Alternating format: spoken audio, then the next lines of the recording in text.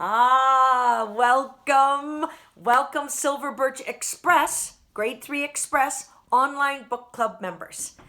We've got a fascinating story today. It's a biography, and it was the girl called Mary who wrote Frankenstein. Now, you know what? I'm thinking most of you know the story about Frankenstein. Maybe not the story, but you know the character Frankenstein because of Halloween and things like that. But there is much more to Frankenstein, and Mary Shelley was her last name, who wrote the book.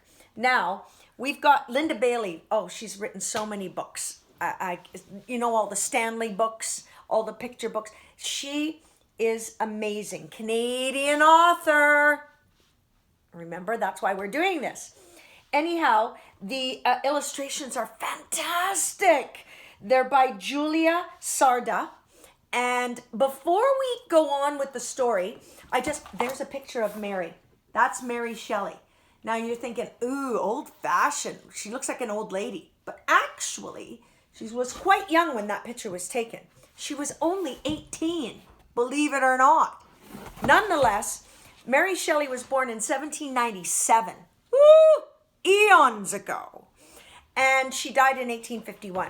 But before we go on with the story, I just wanted to read this little part. Frankenstein was published in 1818. Now, after a modest start, it achieved great success, partly because of the popularity of the theater productions. Now, there's theater productions and movies if you want to watch. Maybe you want to watch them with somebody because they're a little scary. However, Frankenstein is a misunderstood character, I have to say. Partly because of the popularity of theater productions, as I was saying, that were inspired by the book, of course, that Mary Shelley wrote. These plays, like most of the movies that followed, changed and simplified Mary's original Frankenstein. But the book flourished and lasted. Mary's story eventually became one of creative breakthrough, perhaps even the start of a new genre. Frankenstein, or it was called the modern Prometheus, is widely considered to be the first modern novel of science fiction. Finally, in this case, for this kind of story, she was only 18 years old when she wrote it. I'm not going to read this whole thing because I want to get on with the story. But if the details are fuzzy, Mary's story of Frankenstein's origins rings loud and true, at least to the author, Linda Bailey. In terms of the writing process, she tells how after a slow start, she found herself one night on the verge of sleep. That's the author of Frankenstein, Mary Shelley. In the grip of a powerful imagining, like a vision. You know, when you dream, you have all these things and you go, why did I dream that after you woke up? Anyway, a nightmare sometimes, or perhaps simply a more adult version of the waking dreams. Because sometimes, people sleepwalk, or they wake up and they go back to sleep and they dream, they continue the same dream. Nonetheless, she had experienced this all through her childhood. Nightmares, dreams, sleepwalking, things like that. Her imagination just went on and on. So with eyes closed, she saw a succession of vivid, horrific images. The vision she saw, this is of a scientist staring down at a creature he had formed from dead human body parts and was now bringing to life, shocked her profoundly. So her shock, however, was not so profound that she didn't quickly see the story possibilities. Remembering Byron's challenge, which you'll find out in the beginning of the book, she recognized that here was her ghost story. Okay, she began to conceive a tale about these characters. So let's just be quiet, Brenda, and read the story. So look at that. These are all the characters in the book. This is Polidori. This is Claire. This is Byron. This is Shelley herself. No, this is Shelley, This is Mary, because she's so young. And this is Frankenstein. That's how they say it in German. Frankenstein. Yeah. Mary who wrote Frankenstein or Frankenstein. How does a story begin? Sometimes it begins with a dream. Here is Mary. She's a dreamer. The kind of girl who wanders alone, who stares at clouds, who imagines things that never were. Mary has a name for her daydreams. She calls them castles in the air. Mary loves stories too. She tries to write the kind that she reads, but the stories she sees in daydreams are the most thrilling of all. Look at the illustrations, how nice. Look at the sky. From the chimney stacks, the smoke coming. That's why you see all those lines in the sky. And where does she go to read and dream? Well, she goes to a graveyard and sits at her mother's grave. Ooh, how eerie is that? Mary's mother was a great thinker. She wrote books to say that women should have the same rights as men. Oh, equality. She died when Mary was only 11 days old. Wow, Mary didn't even know her mom. Can you miss someone you've never known? Well, Mary does. Mary's father is also a thinker. He taught Mary to read by tracing the letters on her mother's gravestone. Mary loves her father, but he can be strict and stiff. And when he's upset with her, he grows cold and silent until she cries. Before very long, he marries again. Mary doesn't like the new wife, and the new wife doesn't like Mary either. Whoop! What a predicament! Famous people visit their London home. Philosophers, artists, scientists, writers. One night at a party, a writer named Samuel Taylor Coleridge recites a strange, eerie poem, The Rime of the Ancient Mariner. Mary loves such poems, but she has been sent to bed. She wants so badly to listen that she hides behind a sofa. She and her stepsister shiver with fear at the spine-tingling tale of a ship full of ghosts.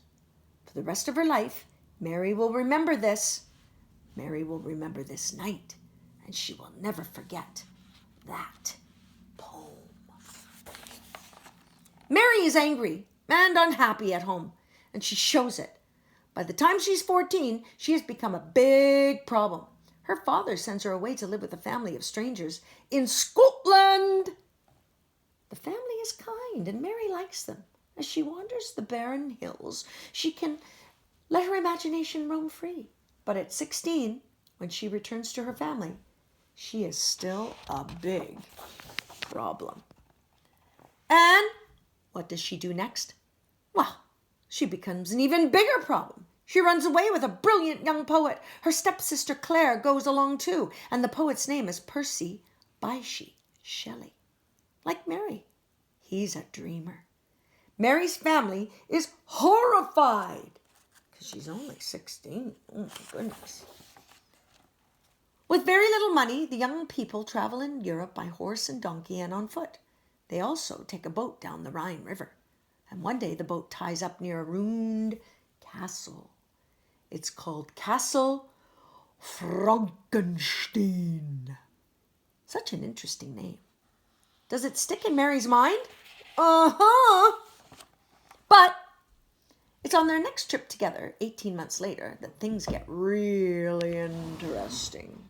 On this trip, Mary Shelley and Claire travel to Switzerland, where they make friends with the famous poet. Lord Byron is the most famous poet in the world.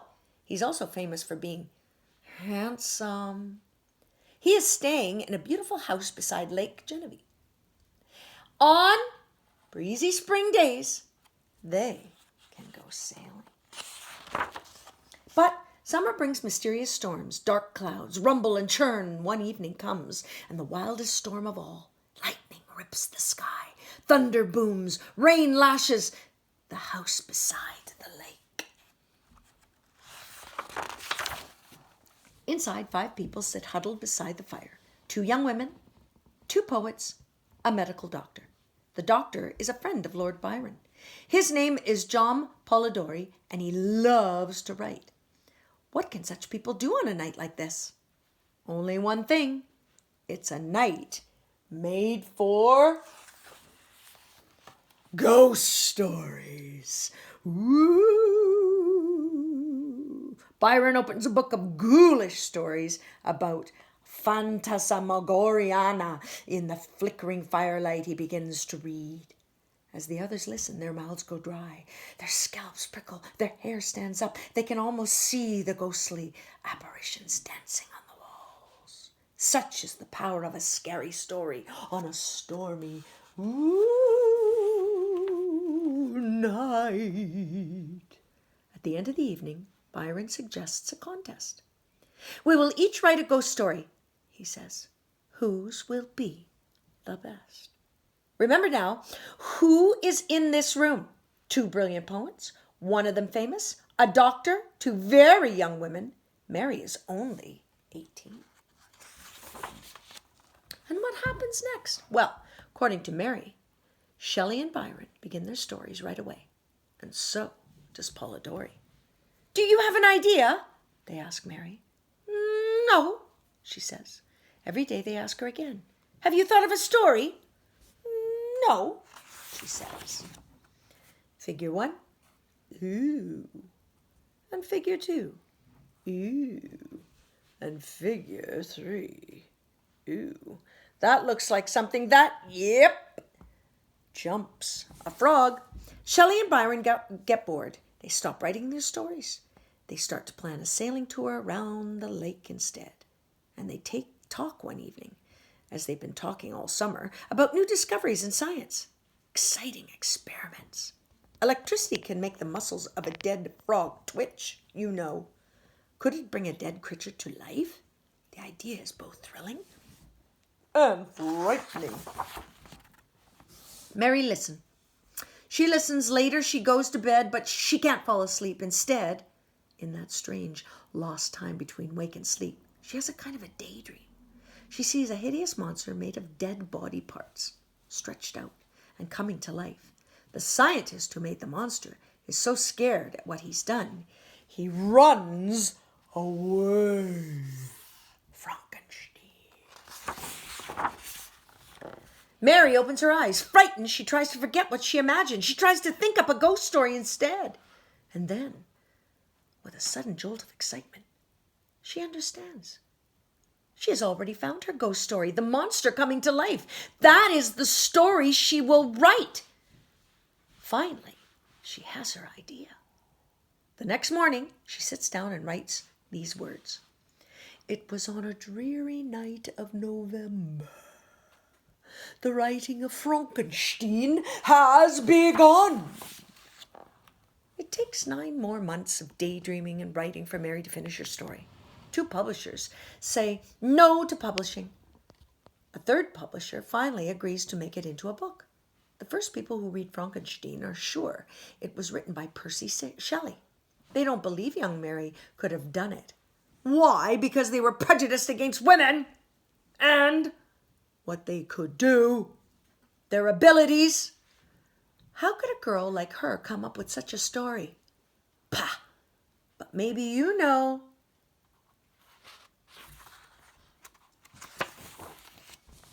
She wrote a scary story about a scientist named Victor Frankenstein who brought a dead creature to life and then became frightened at what he had done. Scary story. Frankenstein. Dead creature. Scientific change. Where did such ideas come from? And how did they come together?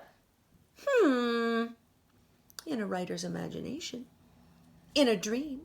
Writers dream stories, awake and asleep.